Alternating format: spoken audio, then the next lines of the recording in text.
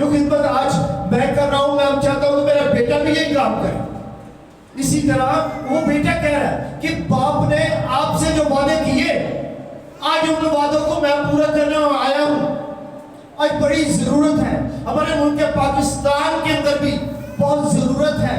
बहुत सारे बुजुर्गों ने इस पाकिस्तान को बचाने के लिए वादे किए, बहुत सारे लोगों ने खून बहाया, अपनी जानें दी, और आज इन दिनों के अंदर हमारे मुल्क के पाकिस्तान को वो भी वादे मांग रहे हैं, वो भी। और आज कुछ लोग उन वादों को वफा करने के लिए भी खड़े हुए हैं।